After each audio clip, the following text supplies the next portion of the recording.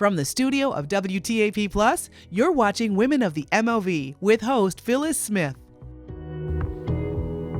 Hello, everyone, and thanks for joining me on this Women of the MOV podcast. Today is a face that you have seen many times on WTAP. It is Amy Phelps with the Mid-Ohio Valley Health Department. How are you doing today? I'm good. How are you? Good. So I wanted to talk to you about leading the health department and kind of how you got to that position. Well, I started out, I was in journalism. That's what my bachelor's degree was in. And I spent 24 years, almost 25, in the newspaper industry.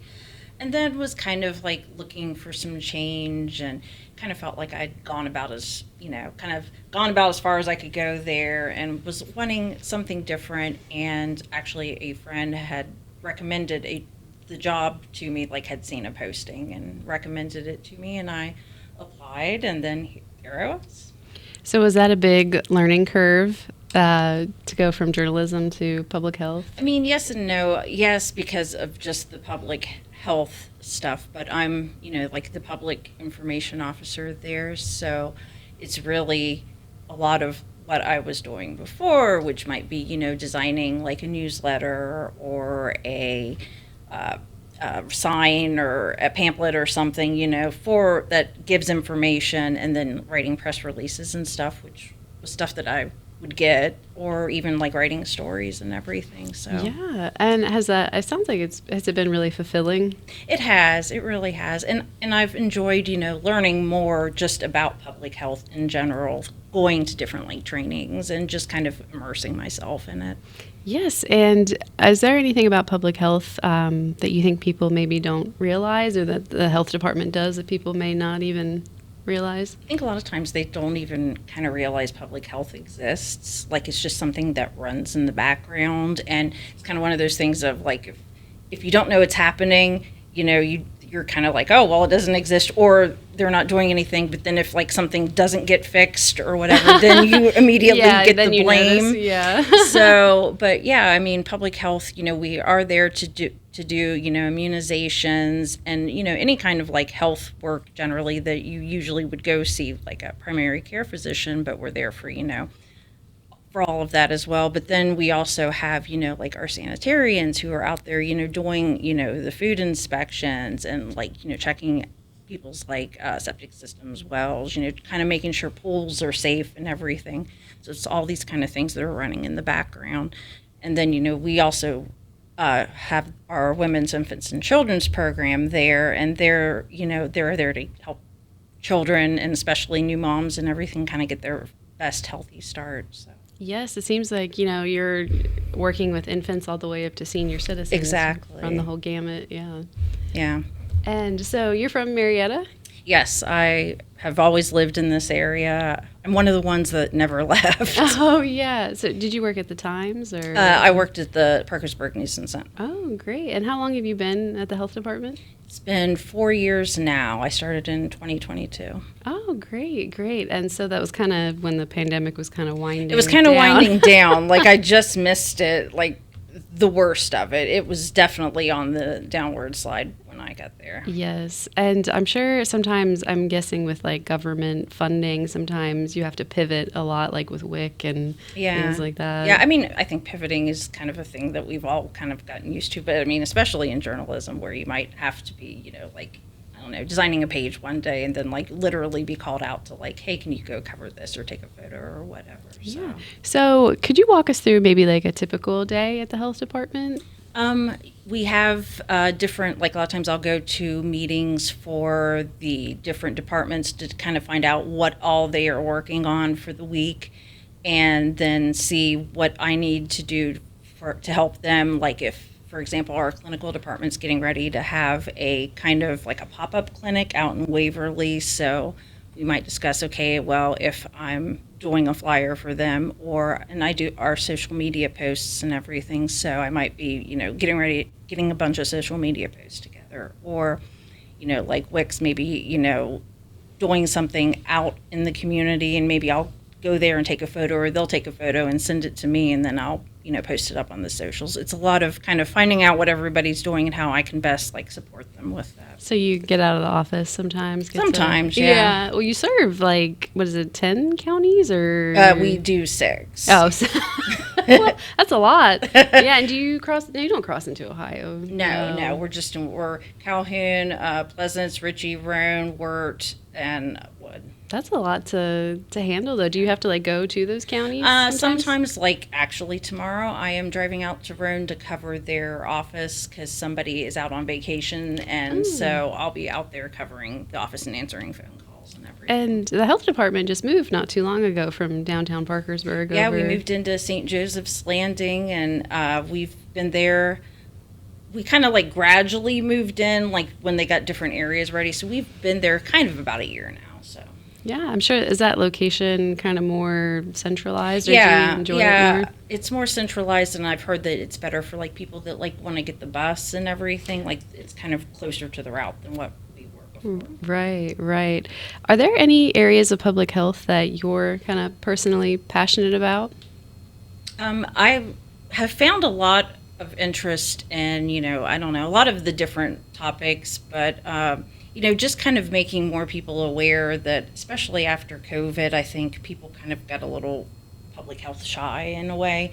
Yes. And so kind of making more people aware that, no, we are here to help you with your health, journey. And we're not here to like, enforce anything or like, impose vaccines on you, because that's a lot of what people felt like during the pandemic.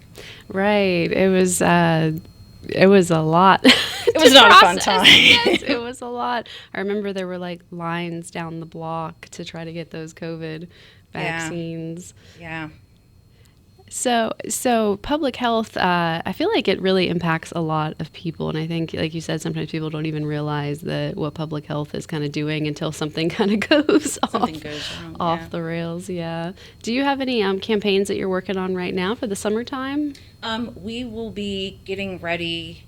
Usually around July is when we start kind of the back to school vaccine season, because that a lot of the schools require that you have certain vaccines before you enter kindergarten and everything. And then the older kids, there are some that they recommend older kids getting. So usually around July is when we start that up, just to kind of remind people and everything. And then August is breastfeeding awareness month, so I'm sure our WIC department will be doing something along those lines with it to try to really remind people of breastfeeding and the importance of it with new moms. And then I'm sure wintertime is the big respiratory illness. Yes, and then once we get through school, then we'll be into respiratory illness season, and it will be like, oh hey, you might want to get a flu shot because it will help kind of lessen your symptoms. Yes, and Lyme disease has also been a big... Lyme disease has been, and I think it kind of has been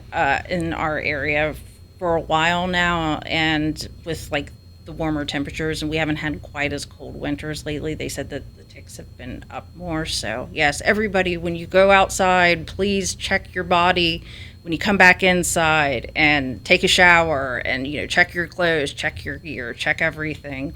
Make sure you don't have a tick on you. I know we talked to you about everything from like Lyme disease to food safety preparedness, and anytime I feel like we call you, you're like, yep, I'm willing. And that's a really nice thing for the community, because you could ignore our calls, and but we really appreciate that you are willing to talk to us.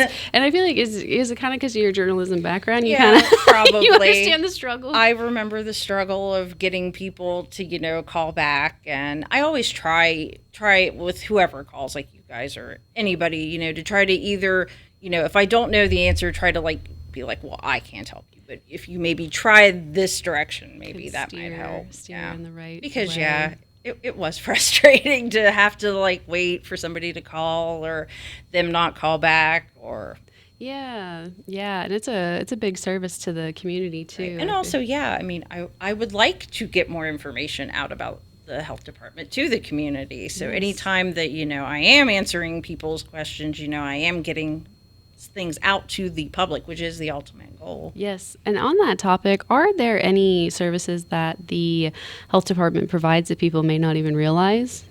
Just kind of, again, we do, like vaccinations, women's health, we do for kids like dental screenings, the WIC department is there, we're helping, young kids, but yeah, just kind of, You even do eye stuff, right? We have partnered with the West Virginia Eye Institute a couple times a year here recently, where they bring in people to do eye exams and then, get people reduced rate, eye classes and the like and everything. So hopefully we'll be doing that again soon. I haven't heard yet. Eyeglasses are not cheap. They're not. They're not. They are absolutely not. And then do you do STD testing too? Yes, we do all kinds of. Yes, we do STD testing, but we do all kinds of testing, And then another thing that we do that a lot of people don't know is we do lab work, and a lot of times, like, our lab work is cheaper than what a lot of times you might get other places. So you need to get some lab work done. You can come down and see us, and we can maybe do it a little bit cheaper for you. Yes. And so do you work in conjunction with like other health departments a lot, or are you kind of self-contained? No, we kind of reach out and kind of talk to the other health departments.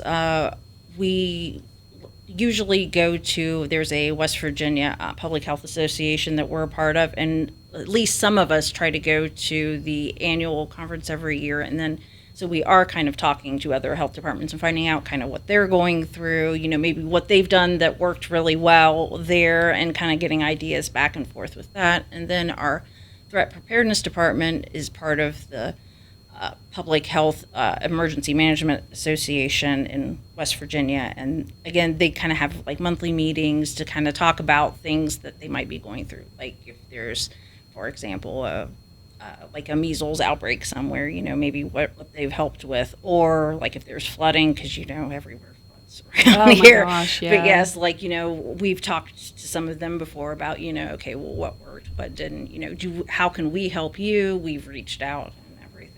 We've talked to you so many times. I was getting confused. I thought you were the executive director. No, but that's Malcolm Lanham, right? No, it's batting zero. It's Eric Walker. Oh, okay. Eric Walker is our administrator. Oh, okay. And he's been there for quite a while. So. Oh, okay. Yeah. So Malcolm is. He's not there. Oh, he's not there. No, he was the community health director and threat preparedness director. Oh, okay. He's moved on. He moved away. So. Oh, okay. Yeah. Okay. Yeah, but that's good. You talk so much. It's like. But a lot of places have done away with PIOs. I know, and it's a shame too, because it's good to have somebody on staff, especially for things like public health, to be able to talk and to be able to reach out. Because if Eric was left to do it, he's busy enough as it is. He doesn't have time to get back to everybody and all of that. And people want to see a face or a human, I think, right. Especially like when you're dealing with like an older demographic, right. Or it's just crazy. Like, I feel like those jobs are kind of first on the chopping block. Yeah, unfortunately. And then so many people, a lot of the health departments I talk to and everything, so many of them are very, very small staffed.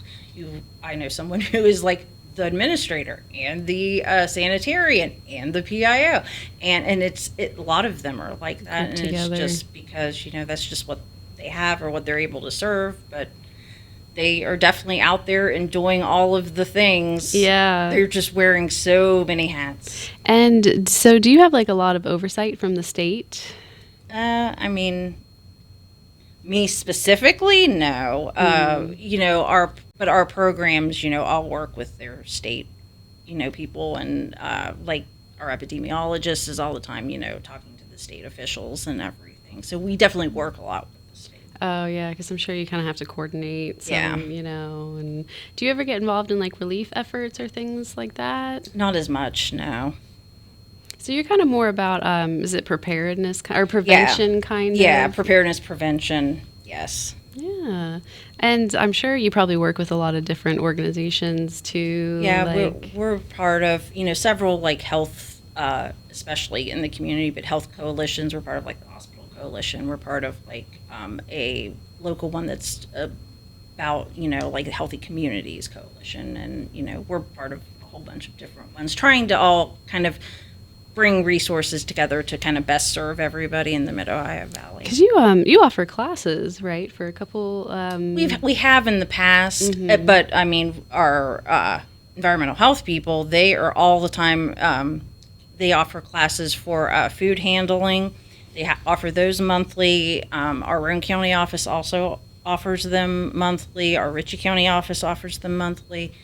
And then we also have Serve Safe, which is another program. It's a little bit more intensive, and they offer them, if not monthly, it's usually bi-monthly, and they're like 2 days of like intense classes and everything to kind of help teach you how to best, prepare food and be safest in restaurants and everything. But yeah, they are all the time. If you need that, call them. They will get you hooked up. So how many people are on staff at the health department? Is it a big staff? Around, I would say, last time I looked, probably about 60, but that's like spread out amongst all 6 counties. Oh, okay. So are you all at that St. Joseph Landing office? We have our main, I guess, campus is at the St. Joseph's Landing, and then we have, all of our outer county offices. Oh, you have some satellite offices. Yeah. Oh, what do you find most rewarding about your job?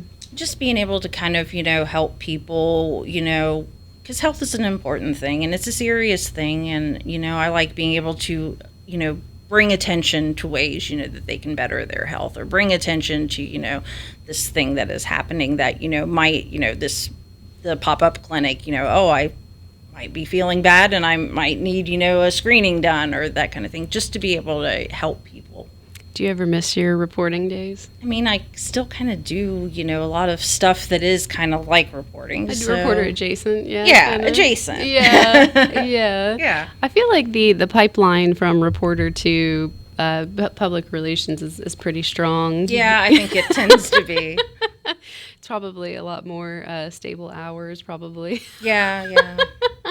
And have there been any days where you've been really frustrated at work? And if so, how did you kind of get through that? Or how did you work through a challenge at work? I mean, I think everybody kind of has days where they're frustrated with work. I mean, everybody, just has a day where they do not feel it. And it's just kind of important on those days to kind of remind yourself, why you're doing it and, why it's important to you. Yes, and I think being able to find purpose in your job, too, can really help, especially if you like your job, it makes it so much easier. It makes it easier. Yeah, it's a real public service you're doing to inform the public, and you kind of are trying to keep people safe and and trying to help them. And like we were mentioning, it's from all the way from little kids all the way up to seniors. Do you have a favorite demographic to kind of work with, or? I don't know. I kind of, love everybody. Everybody. I don't know. Today, our WIC department was on the same floor that I was today, and so I kept seeing little kids like walk past when I was working and everything. That's always nice. Yeah. Would you encourage other people to go into public health? Or? Yes, definitely. Public health. I know it may not, be as flashy, and it may not be, you may not make big bucks or whatever, but yeah, I think it can be very rewarding, and we need more passionate people involved in public health. Yes, and now is it it's not a nonprofit, right? No, it's a government agency. Yeah. Alrighty, well, is there anything else you'd like to add, Amy? Everybody, it's hot outside, drink lots of water, and wear sunscreen when you go out. Well, you heard it straight from the horse's mouth. That's the health department PSA right there. Yep. All right. Well, thank you for joining me today, Amy. I really appreciate it. And I'll see you all next time on my next podcast.